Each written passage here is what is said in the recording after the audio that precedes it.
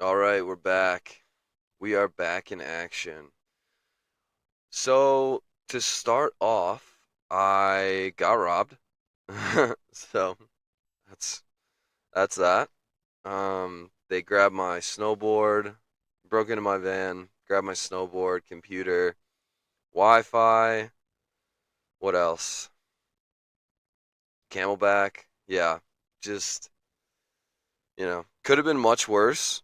So, it is what it is. Um, I just forgot to lock my car. I guess there weren't any windows broken, so yeah, just sucks. Just all around sucks. Not really, I guess, not thinking. And I paid the price, so that blows.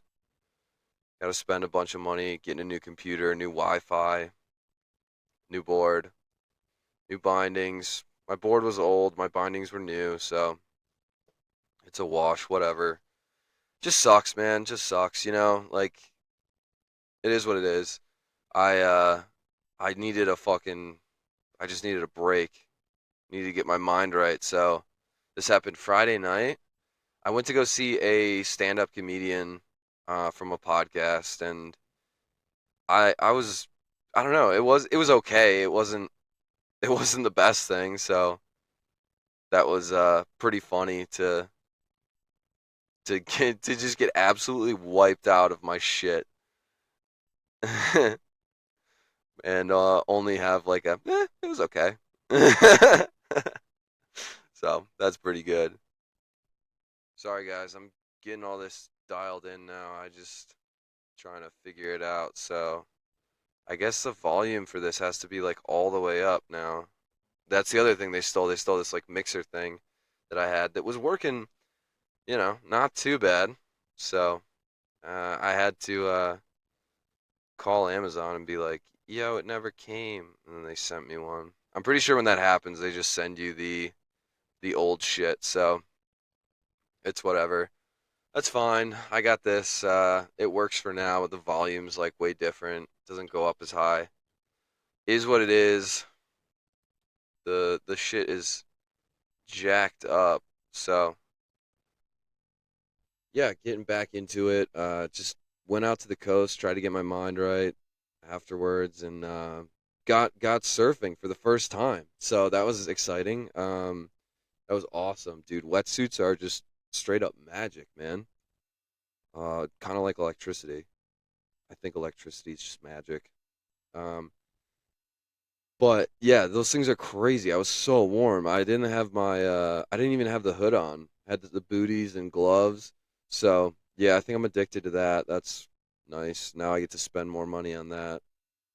Now it's so sick being out there though. Being in the water, that's just, man, very calming. There's a nice like it feels like there's some pretty good beaches for beginners out here in Oregon. So very excited to get into that. Bought a wetsuit. Holding off on buying a board. I know it's the end of the season, but I'm gonna try and save. I had to spend money to buy new stuff, and I so I'm holding off on that snowboard, even though I know it should be probably like first off on my list, but of things to replace. But I'm just, oh man, there's like buzzing in my ears. Hopefully you guys can't hear that. Um, so I yeah, I know it should be up, probably up first. There's good deals going on right now. It's the end of the season, but I don't know. I can't bring myself to spend the time and money and energy to try and figure it out because I don't just want to buy a board. I want to try out some other ones.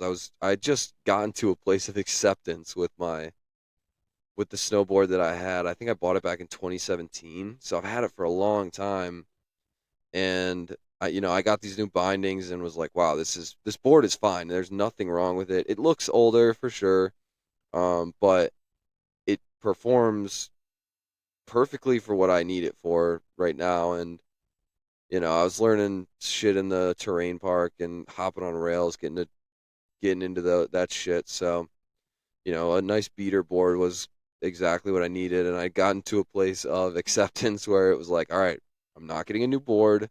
Just got these new bindings. Like I'm basically set. I'm good. I don't need anything. It doesn't not my favorite color. It's like red, white, and black. So it's like I I was okay with it. I was accepting it. It is what it is. All right, cool. That's awesome. But now it's out the window, so got to get a new one, but I it took me so long to like get to that place of like, all right, I'm good with this board. And now it's just like, motherfucker, now I have to buy a new one. God damn it. So, I guess the good part is I can find a board with some graphics that I actually like. Obviously performance first, but graphics would be nice as well. So, I'll probably do that in like May? Yeah, probably like May I'll head out to spend some time in up at Timberline and try to figure out rent some boards from a shop in town and then try them out up on the mountain. I really want to try battalion boards. They have this like kind of raised edge tech like on their boards. I think some other companies do it too. I gotta do some more research.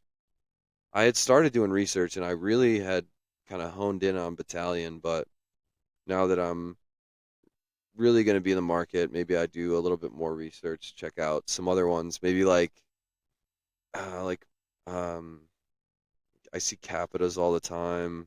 Uh Evil. Oh no, I think that's a battalion. I think Evil is the board name. Yeah, I think that's true. Yeah, that's battalion. So, whatever. You get it. Got to do some research and figure it all out. So, all right. That's that's my robbery shit. Obviously I didn't get one out last week for no one except myself, but um because of that, I'm going to try to do an extra long one this week and which actually shouldn't be too hard because the fantasy fucking what's it called? The fantasy factory. No. Let me look it up. It's online. It's the website for uh, the Race Companion, which is a podcast with Ollie Wilkins and Davey something. Sorry, Bobby, don't know your name, but uh, they're pretty cool. They're fun to listen to. They do some good interviews, but they actually teamed up with a company to do a fantasy league. So that's I'm so fucking stoked to do this. You get like Well, I'll go over it later. You get like money and like a certain budget. There's like budget mode. You can do a certain budget and each rider is worth a certain amount. So I'm this is fucking sick. I'm very excited. And then but first, most importantly, not most importantly, but something I'm very excited about, as I said last time, the Monster Energy Pro Downhill Series. This is man, they were not kidding. They put out so much content. They had press conferences with the riders after the race. I saw quick jump in topic over to UCI because the UCI cross countries uh the first round of the UCI cross country races just happened I think down in Brazil. Um there's one rider, fuck, I want to look him up to give him a shout out, but I don't know his name. Was manualing over some rollers and stuff in the course. Love to see that. Absolutely love to see that. Because cross country to me is kind of boring. But anyways, yeah, that was pretty sick. And they had a press conference after their stuff too. So I don't know if they just started that this year or if they were like, oh shit, we should do that too. But yeah, this is a real sport. Don't let the people from team sports come over here and hear that because they'll be like, no, it's fucking not. But this is they're pro athletes. I mean, that's kind of what the deal is. It's entertainment. So it's nice to uh it's nice to see the entertainment jump from maybe just this is what I do on the course. Don't fucking talk to me afterwards. But now it's like, oh shit, we get to know a little bit more about you guys, and hopefully that means they get paid more too, right? Like you don't want, back in the day, back in like the 70s, 80s, it was like you're not getting paid shit as an athlete. I mean, not really. Like it's not what it is today. And I think the reason that it jumped so much today is because you, as a fan, you get access to so much more of the athlete. Like, and when I say get access, it is truly like, it's not like the fans have as much of a choice. It's just that the athletes are choosing to say, like, okay, yeah, we're going to provide ourselves, like, to the public more often and release more of our personal inner thoughts, personality, like to the fans. And I think the fans kind of show their appreciation and in this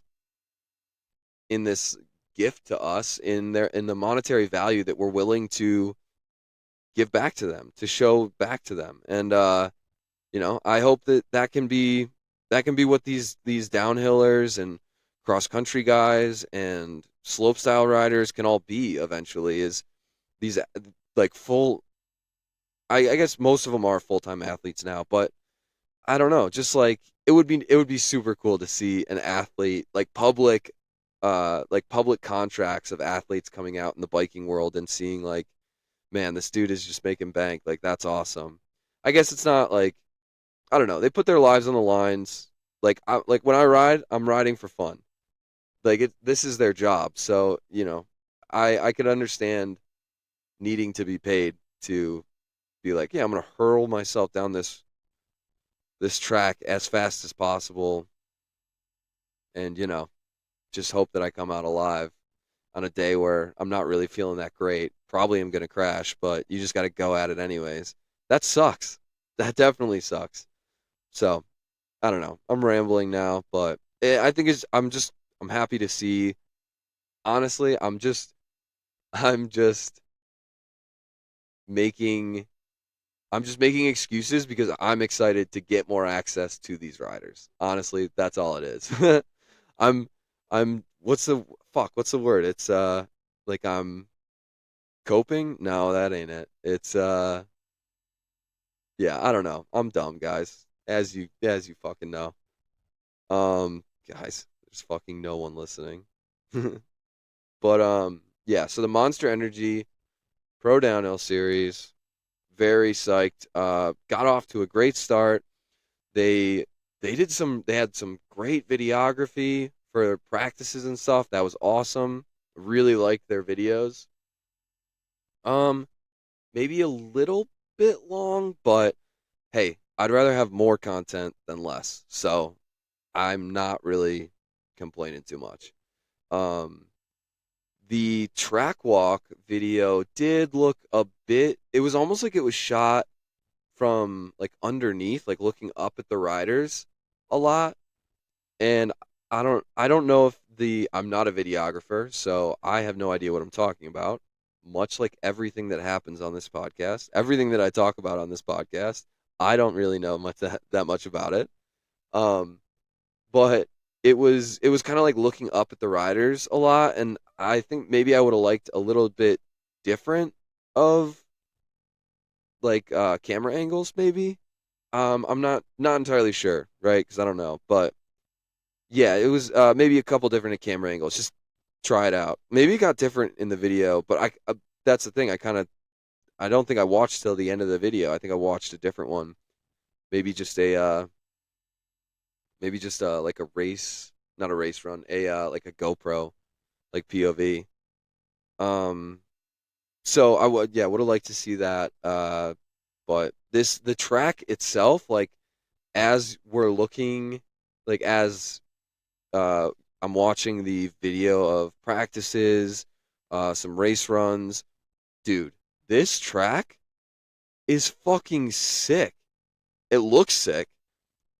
That's like, yeah, maybe it is maybe it's not sick, but it looks sweet. It looks awesome. Like they were they were talking about like no, everyone's racing the same track and like so, you know, kids and the pro category all on the same track. So you got to kind of make it like maybe some black lines and then like pro lines or like blue. Nah, it's not. It's a race. So yeah, black lines and then like pro lines. Um, and they did a crazy good job at that. Like there were some UCI level, like pro level, like World Cup level. I gotta stop saying UCI, like giving them fucking credit.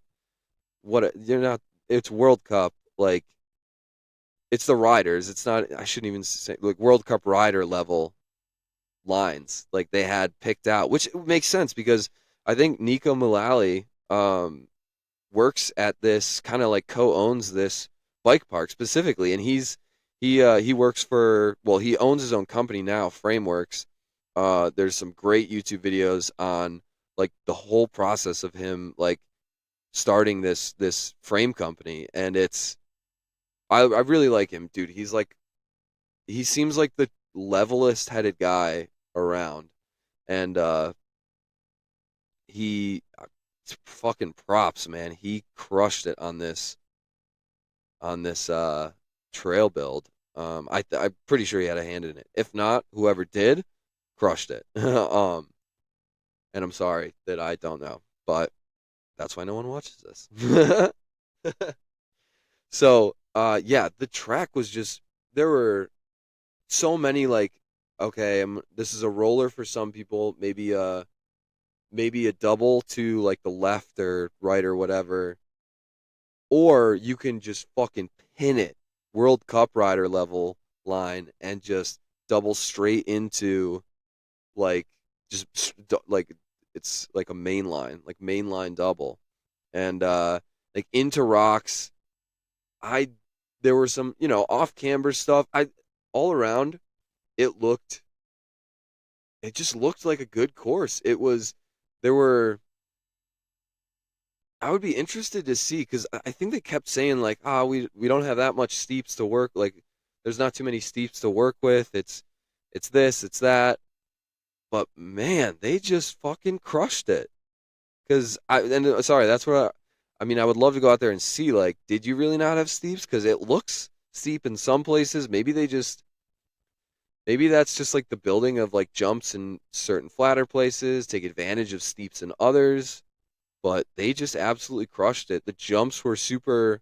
They seemed like the jumps seemed like they were super floaty, which is awesome because you can boost it in practice, or if you want to get a sick shot, you can fucking send it. But then when it comes to race run, you need to have the technical skills to scrub the jump, and that's the technical skills, strength, all everything that comes together to give her the old Bubba scrub and that shit just looks sick anyway. So, man, I'm fucking here for it. Like this track was really cool. I can't say enough good things about this track and the work that they've done in it. Next round is at Mountain Creek Bike Park, which is New Jersey. So, I was gonna say about I've ridden a couple times at Mountain Creek, and they have some good terrain to work with, some amazing rock slabs. Honestly, it's so like I'm really excited to see some rock gardens. The U.S. Open has been there several times, and there's always some good rock garden video footage from that. I think the routes are pretty good there too. That was the one thing I didn't really notice too much about Rock Creek. Is almost like they didn't have too many routes. There's definitely an off camber, Lomier route turn, but overall, not. I didn't see too many routes. And I don't know, being from the Pacific Northwest, the routes, they just do it for me, man. The routes just do it for me. So it's, I'd like to see some route sections for sure. Um, but yeah, I'm excited for Mountain Creek. It should be pretty good. Good to see. Not too much elevation to work with. I guess that's what they said about Rock Creek too. So I don't know. It'll be interesting to see. Mountain Creek has a decent amount of elevation though, and you can traverse the mountain really. Like that was such a fun bike park. They had some great jump. They had some really fun jump trails. I'd love to go back there and check it out for sure. But yeah, excited to see it there, see what comes of it. Very excited for this overall series. On the topic of the next round, kind of the riders, I'm excited to see what riders kind of stick with the circuit and keep it moving. But the some notable names, some notable names from the Americans. God, fucking love to see it. Love to see it. Richie Rude, Dak, Dak Prescott, Dak Norton, Dakota Norton, Lucas Shaw. Great, some great names in there. I'm gonna pull up. Oh, Dante Silva was there too. And so quick note on Dante Silva. I was I noted it's tough because I sometimes a rider can look like they're riding fast and not actually be fast, like as fast as the others, much faster than me, obviously, but not faster than the other riders. And sometimes a rider can be, not look doesn't look like he's going fast, and all of a sudden he gets down and it's 5 seconds in between him and the next guy. So you never know, but I noticed some like really good like cornering. Dante Silva seemed like he had some pretty good corner speed in there, which you love to see. Just like technicality of riding shows itself really well in that, I think. So if you tend to corner better, if you can hold speed in the corners, obviously like strength plays a part in it. You can strength and endurance are very important, but when it gets to just letting off the brakes and letting gravity do the work, I think holding speed in corners is almost the most important. I would say number one in like holding not just in corners, but any turn, anytime you're changing direction, holding that speed is, I'd say, number one. So, anyways, Dante Silva showed some really good, flat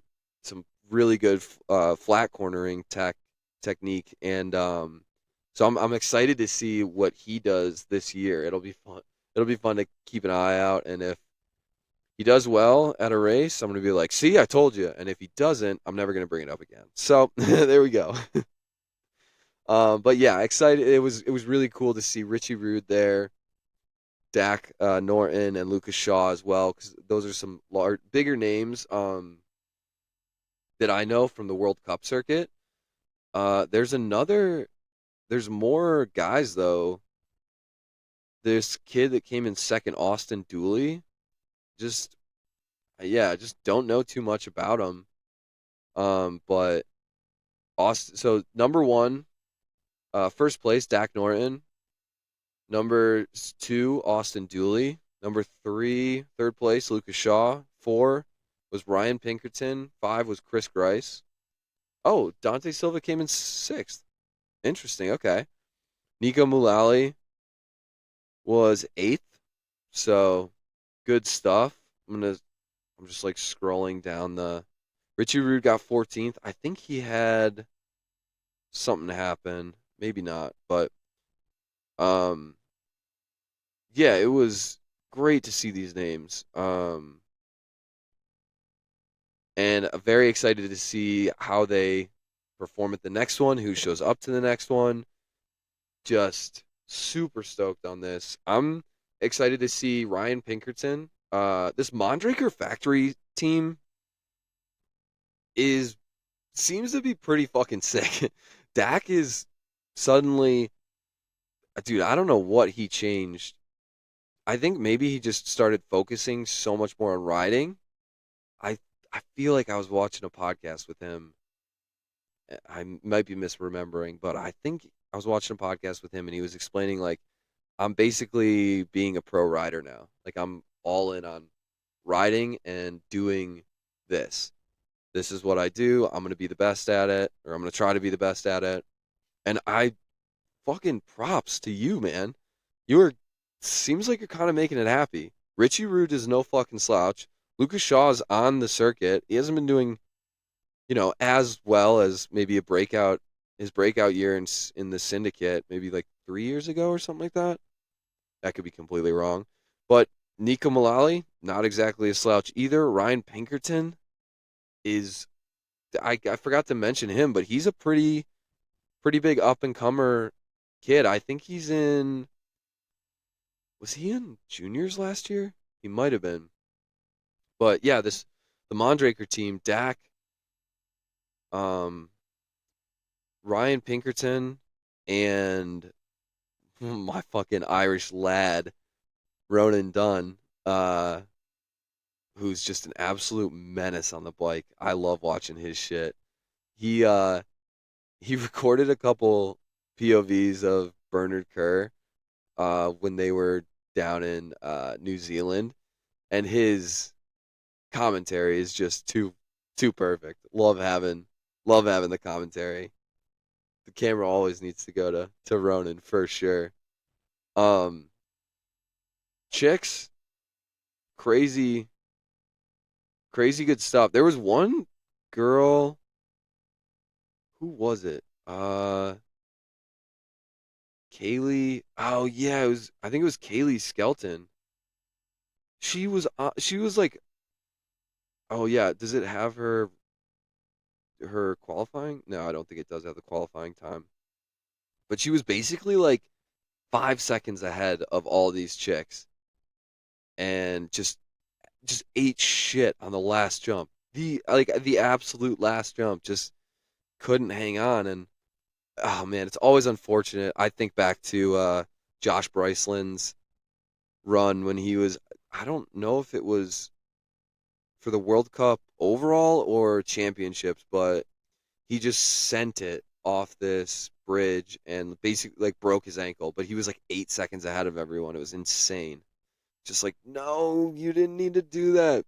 I wonder what the rules are about like holding up, like having people come like at the splits or like right after them, telling the riders like what their splits are so that the rider knows like they can pull off, not pull off, but like maybe pull back a little bit in a section where it's like maybe it's raining and you don't need to like send it through wet rocks if you're 5 seconds ahead. You can like take a yeah. I wonder what the rules are on that. Like with rate with car like racing like F1 and NASCAR, I'm pretty sure you can talk to the drivers. So that would be interesting to see that potentially that aspect of it.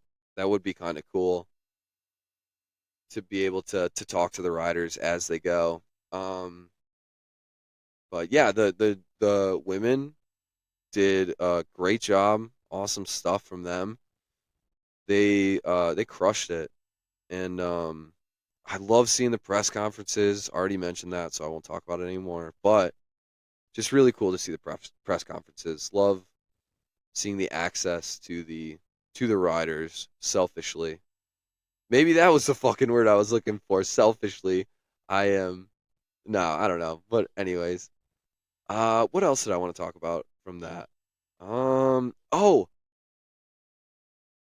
I I wanted to. I was kind of bad mouthing the talking shit on the Rotorua course. Not steep enough. Not steep enough. And then I'm from the PNW. I have access to that fucking dreamland out there. And I wanted to take a moment to try and sound objective. The Northwest Pro Cup is a race series out here, and it's Port Angeles. I think it's like Port Angeles, Idaho, Montana, and then back to Port Angeles. And I would like to say that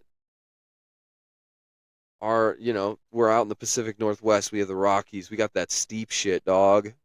But I guess fucking not, because this track looked a little flat there, guys. I don't know how I feel about that, but I'm over here talking shit on the South Pacific, and I needed a little I needed a little support, something that I could point to for these downhill tracks and be like, yeah, we got it fucking good out here in the U.S. America, fuck yeah, one of those.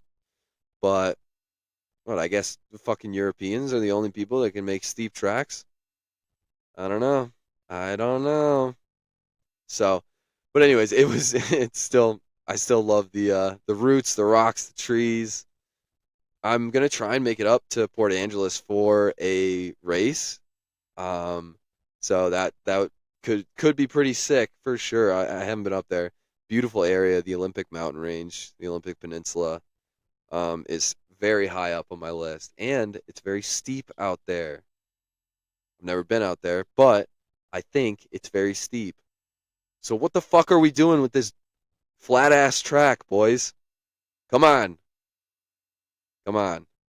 And this is actually I have felt this way about Port Angeles for as long as I can remember. I think I remember, I don't know why, but 2014 stands out in my mind as one of the first times no, it couldn't have been, because I think I was still in high school when I saw Port Angeles for the first time, when I was dreaming of being out here. Just like, that'll be another life. I'm gonna, you know, get into this accounting degree, placate myself with stories of grandeur, ideas of grandeur that I'll make a ton of money, and then I'll be able to go out west for 3 days, a week of riding, and that'll definitely satisfy my need of in my love of these sports for sure. just just put the absolute kibosh on happiness and what we call life. Just be depressed and just constantly taking my anger out on others for not chasing my dream of being out here. Just blaming everyone else but myself. The American dream, baby. But anyway, it's Port Angeles seems to have always been a flat track, which is interesting because the hurricane or the Olympic mountain range is very steep. So, yeah, I don't know. Maybe I'm just trashing track builders again, but whatever. Um, it's still a beautiful area. So I'm very excited to get up there, check it out for myself. Probably in person, it probably looks way sicker. It's just probably how it translates on video. I remember getting to Wyndham a couple times, and they had the World Cup track there, and I got to the first rock section on screen. It was like, okay, that's steep, and they are hauling through that, but I can ride that. And then I got to the spot, looked down it, and was like, this is a cliff. This is a fucking cliff. And that was pretty crazy seeing, like, I think that's what I want. I want like a track that is, which, sucks for the riders, but hey, that's why you're a pro. So ride in steep stuff so that because I don't know, I want it to look cool. I want to see something. It's tough when I can't be there in person to experience it. And look, I am all for in person stuff first and foremost. I think the world would be a better place if we all, I don't know, maybe not had to interact with each other, but were the interacting with each other was looked at maybe with a better light.